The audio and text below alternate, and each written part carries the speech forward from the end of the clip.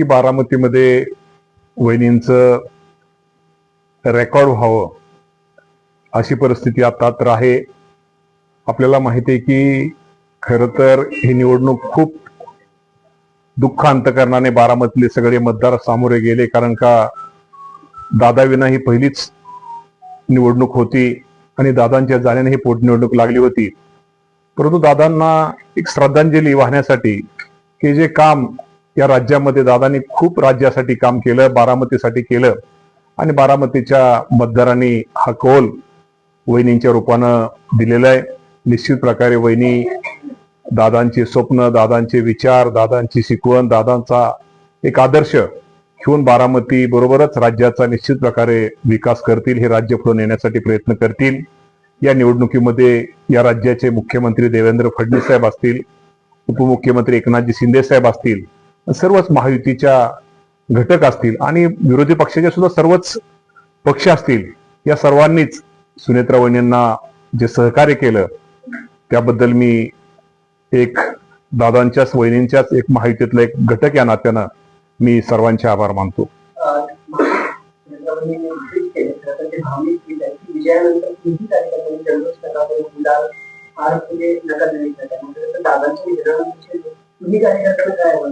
शंभर टक्के वहिनींनी आपल्याला ट्विट केलेल्याच वहिनींची गोष्ट बरोबर आहे, कारण का हा विजय शेवटी दादांच्या जाण्यानं झालेली ही निवडणूक आहे आणि सगळ्यांनाच आजही दुःख आहे. आजही मतदान करताना मतदारांना दुःख होतं, मतमोजणी करताना सुद्धा सर्वांनाच दादांची आठवण येते, कारण का दादांचा फोन आला असता, किती फेरी चालू आहे, किती कुठल्या गावात आहे, कुठल्यात हे केलं असं. आणि दादांचं निश्चित प्रकारे पूर्वीपासून दादांचं नेहमी निवडणुकीमध्ये लक्ष असायचं आणि ती आठवण नक्की आज सगळ्यांना येते.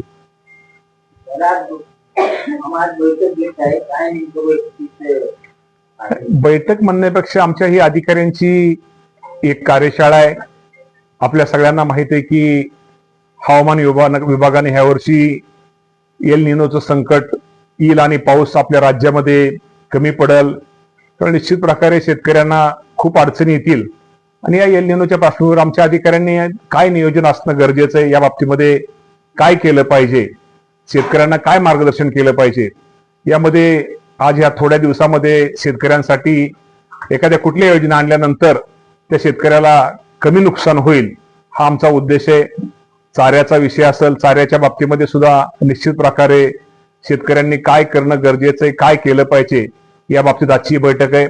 खताच्या बाबतीमध्ये तो आपल्या सर्वांना माहित आहे की आज इराण आणि इस्रायलच्या युद्धामुळे खताचा निश्चित प्रकारे भविष्यामध्ये तुटवडा जाणवण्याची शक्यता आहे. आज आपल्याकडे हा खत आहे, पण उद्या भविष्यात तुटवडा जाणल्यानंतर शेतकऱ्यांनी काय करणं गरजेचं आहे, शेतकऱ्यांनी काय केलं पाहिजे, त्या बाबतीमध्ये काय नियोजन आपल्या कृषी विभागाचं असणं गरजेचं आहे, यासाठी आजची खरं तर बैठक आहे. आपल्याला सगळ्यांना माहिती आहे की आपल्या राज्यामध्ये खरीपाचं पीक हे मोठ्या प्रमाणामध्ये असतं, त्यामुळे उद्याच्या येणाऱ्या काळामध्ये आपल्यावर जर संकट आलं तर संकटाच्या अगोदर निश्चित प्रकारे चांगल्या प्रकारे शेतकऱ्यांना आमच्या अधिकाऱ्यांनी फील्डवर जाऊन मार्गदर्शन करावं आणि या बाबतीमध्ये एक चांगल्या प्रकारचं नियोजन असणं कृषी विभागाचं गरजेचं आहे.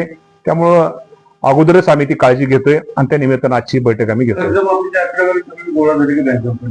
कर्जमाफीची आकडेवारी आता सगळी गोळा झालेली आहे.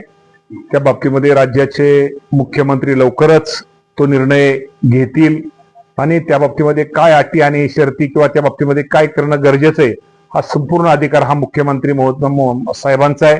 तर मुख्यमंत्री साहेब लवकरच येणाऱ्या 8-15 दिवसामध्येच हा निर्णय, महिन्याच्या आतच कदाचित हा निर्णय घेतील आणि माझ्या राज्यामध्ये जो शेतकरी आतुरतेने कर्जमाफीची वाट बघतोय, आम्ही तर मुख्यमंत्री महोदयाने 30 जूनच्या आपण त्यांना डेडलाईन ही दिली होती, परंतु नक्की 30 जूनच्या अगोदर शेतकऱ्यांना कर्ज त्याच्या अगोदरच लवकरच होईल आणि ती घोषणा राज्याचे मुख्यमंत्री करतील आणि माझ्या अडचणी झालेल्या शेतकऱ्याला काय ना काय त्यातनं थोडासा एक आधार मिळेल. मध्यंतरी कृषी महाविद्यालयामध्ये एका मुलाचा निगेटिव्ह झाला, त्याचा स्टेक जो आहे तो बाउन्स झालेला आहे, त्याबद्दल काय भेट दिली होती. चेक बाउन्स झाला, 1 महिना होऊन गेला घटनेला. चेक बाउन्स झाला असेल तर तुम्हीच आज मला सांगतो, मी लगेच चौकशी करून असा बाउन्स का झाला या बाबतीमध्ये चौकशी करून निश्चित प्रकारे त्या बाबतीमध्ये खरं तर ही गोष्ट अत्यंत गंभीर आहे. थट्टा नाही, अत्यंत गंभीर आहे. नक्की नक्की हो, मी स्वतः फिरलो तिथं, स्वतः परत दुरुस्त्या करून घेतल्या. काय करणं गरजेचं त्या बाबतीमध्ये करतोय. आणि अजूनही तिथं नवीन आता आपल्याला खरं सांगू तिथे आपण आता हॉस्टेल पण तिथं बांधतोय, कारण का तिथं बघितलं मुलांच्या अवस्था वगैरे थोडी एका रूम मध्ये जास्त मुलं राहत आहेत. तिथं व्यवस्था, जुनं हॉस्टेल आहे, तिथं नवीन हॉस्टेलची गरज आहे. पाठीमागं तो प्रस्ताव शासनाला त्यांनी सादर केलेला आहे आणि लवकरात लवकर येणाऱ्या 8-10 दिवसामध्येच आपण नवीन हॉस्टेल तिथं मंजुरी त्याला तिथं आपण देतोय, प्रमाण देतोय.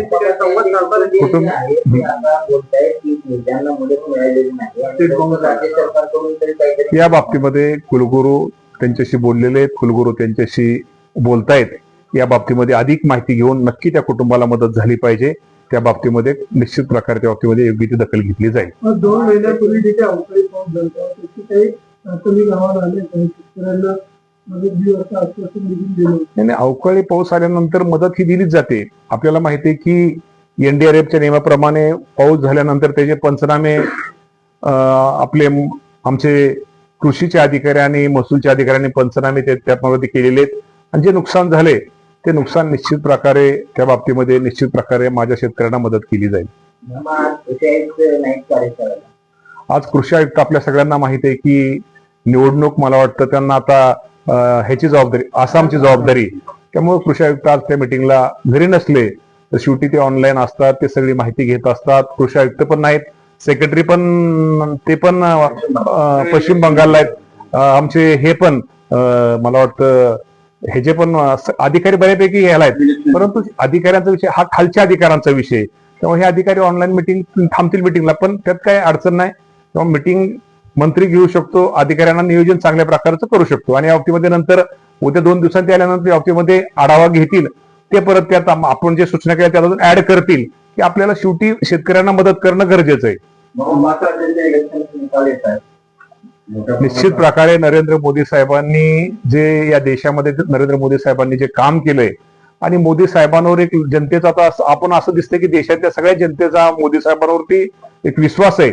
आणि हा माणूस हे देशाचे पंतप्रधान, या देशासाठी ज्या ज्या प्रदेशामध्ये आज बीजेपीचं तुम्हाला बघतोय की बऱ्याच ठिकाणी भाजप आता आघाडी, केरळ सोडलं तर हे होते आणि तामिळनाडू, केरळ सोडलं तर.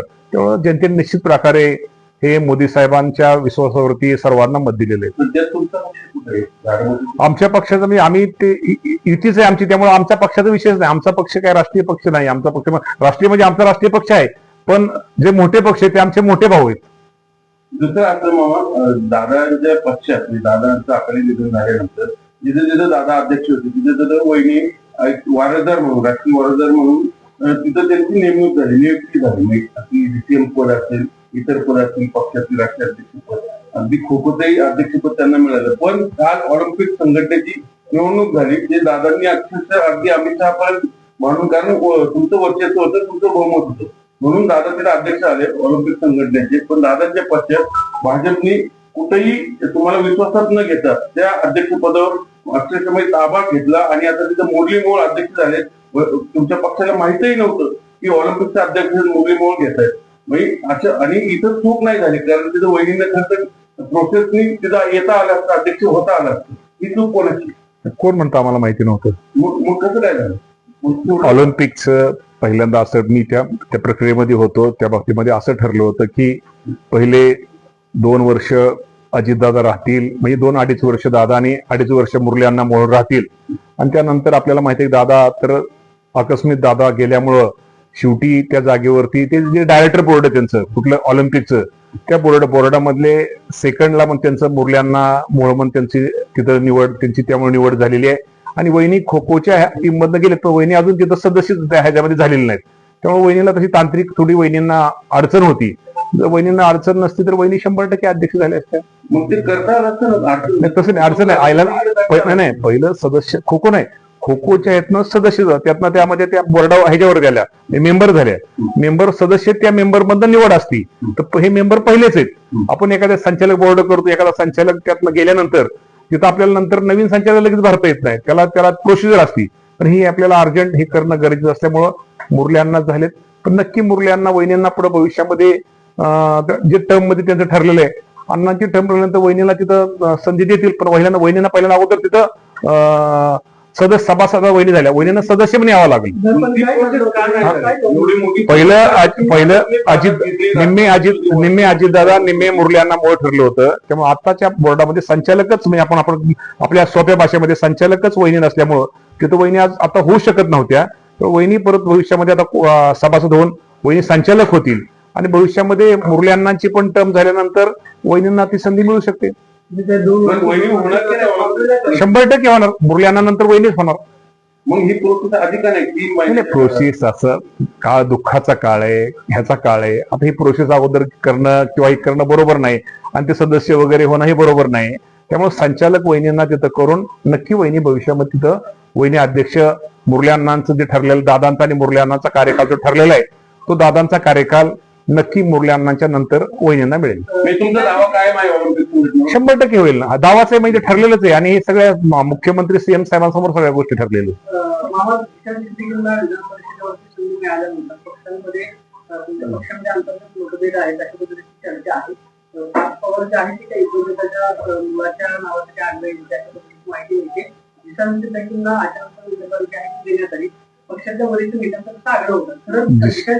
जिशान सिद्दकीचे वडील बाबा सिद्दकीनी पक्षासाठी खूप मोठं काम केलं होतं.